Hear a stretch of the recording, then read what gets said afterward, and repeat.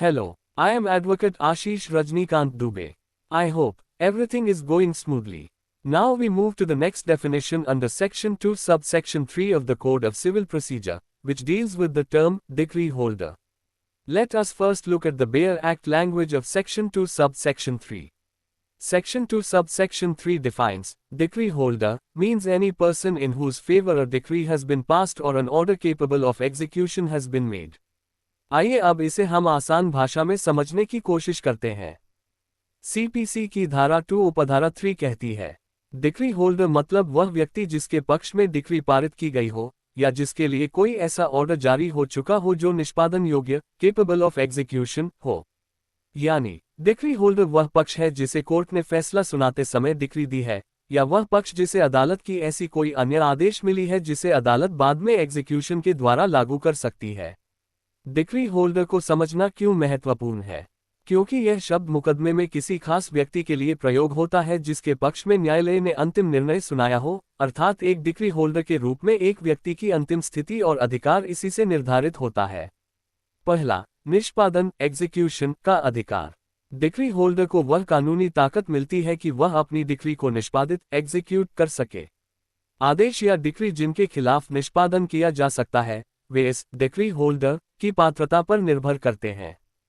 दूसरा, अपील और अन्य उपचार।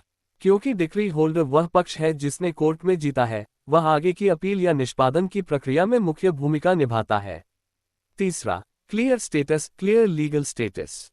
डिक्री होल्डर की व्यवस्था ये स्पष्ट करती है कि किस पक्ष ने मुकदमे में अधिकार, लीगल राइट जीता है। ये पहचान केंद्रित पक्ष, सेंट्रल पार्टी को निष्पादन और आगे की प्रक्रिया में बहुत शक्तिशाली स्थिति देती है।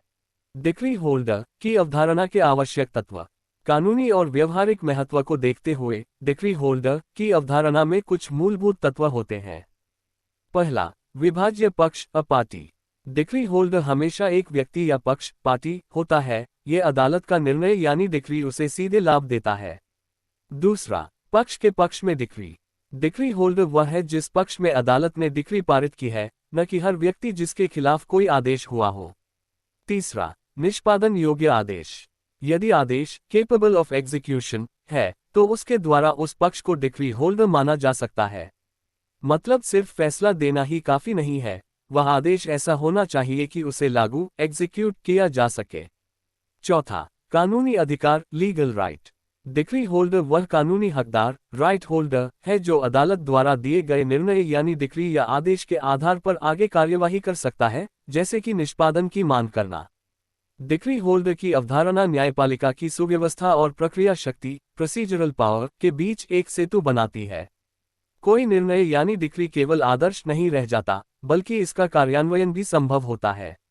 कई लोग विश्लेषकों ने यह भी तर्क दिया है कि डिक्री होल्डर की पहचान ये सुनिश्चित करती है कि निष्पादन प्रक्रिया में स्पष्टता हो, ये न कि कोई ग्रे जोन हो जहां ये स्पष्ट न हो कि किसे आदेश को लागू करना है। डिक्री होल्डर शब्द की कुछ अपनी सीमाएं और चुनौतियां, लिमिटेशंस एंड चैलेंजेस भी है। पहला, विवाद पक्षों की पहचान। कभी कभी ये स्पष्ट न हो कि डिक्री होल्डर कौन है, खासकर जटिल मुकदमों में जहां कई पक्ष हैं या काउंटर दावे, क्रॉस क्लेम्स है। दूसरा, निष्पादन की कठिनाइयां। केवल ये होना कि आप डिक्री होल्डर हैं, निष्पादन में सफलता की गारंटी नहीं देता।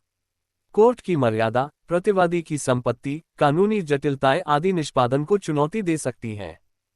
तीसरा, अपील के दौरान स्थिति।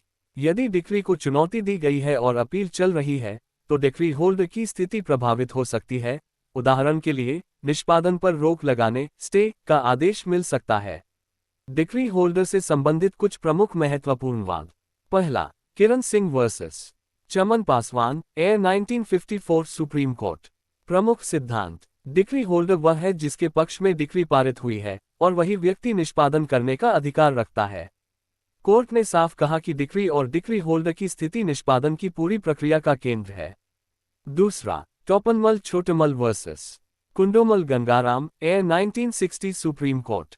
प्रमुख सिद्धांत, एग्जीक्यूशन का अधिकार केवल डिक्री होल्डर को है। एग्जीक्यूशन कोर्ट डिक्री की व्याख्या नहीं कर सकती, उसे केवल लागू कर सकती है। तीसरा, Vasudev Dhanjibhai Modi versus Rajabhai Abdul Rehman, AIR 1970 supreme court 1475। प्रमुख सिद्धांत, एग्जीक्यूशन केवल डिक्री होल्डर ही कर सकता है, कोई तीसरा नहीं। डिक्री अवैध भी हो तो एग्जीक्यूशन कोर्ट उसे लागू करेगी यदि वह फेस ऑफ रेकॉर्ड पर वॉइड न हो। चौथा, Mahadev Prasad Singh versus Ramlochan, AIR 1981 Patna High Court. प्रमुख सिद्धांत, कोर्ट ने स्पष्ट किया कि जिसके पक्ष में आर्बिट्रेशन अवार्ड का रूल ऑफ कोर्ट बन चुका हो, वह भी डिक्री होल्डर है। पांचवा, P Narayana versus state bank of India, air 2000 Madras high Court. प्रमुख सिद्धांत, रिकवरी सर्टिफिकेट DRT भी डिक्री की तरह है और certificate holder equals decree holder माना जाएगा। छठवां, श्याम सुंदर सामा versus Pannalal Jaiswal 2005 one supreme Court. प्रमुख सिद्धांत, कोर्ट ने कहा कि ऐसा कोई भी आदेश जो निष्पादन योग्य हो, उसके लाभार्थी को डिक्री होल्डर माना जाएगा, भले ही वह एक पारंपरिक फाइनल डिक्री न हो। तो कैसा लगा ये सेशन? अपना सुझाव कमेंट बॉक्स में जरूर दें। धन्यवाद।